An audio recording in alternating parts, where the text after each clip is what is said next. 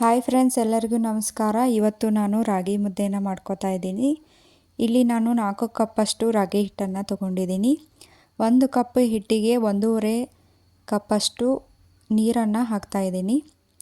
ನೀರು ಸ್ವಲ್ಪ ಬಿಸಿ ಆದಮೇಲೆ ಕಲ್ಲುಪ್ಪು ಮತ್ತು ಹಾಗೆ ಎಣ್ಣೆನ ಹಾಕಿ ನೀರು ಕುದೀತಾ ಇದ್ಮೇಲೆ ಈ ಥರ ರಾಗಿ ಹಿಟ್ಟನ್ನು ನೀವು ಆ್ಯಡ್ ಮಾಡ್ಕೊಳ್ಳಿ.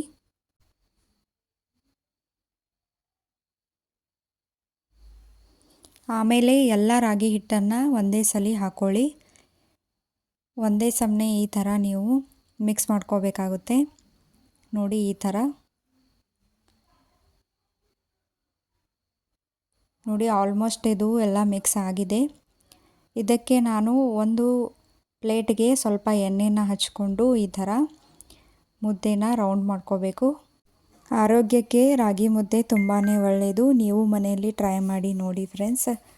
ಇದು ರೆಡಿಯಾಗಿದೆ. ನಮ್ಮ ವಿಡಿಯೋ ನಿಮಗೆ ಇಷ್ಟ ಆದರೆ ಲೈಕ್ ಮಾಡಿ, ಕಮೆಂಟ್ ಮಾಡಿ. Thank you for watching.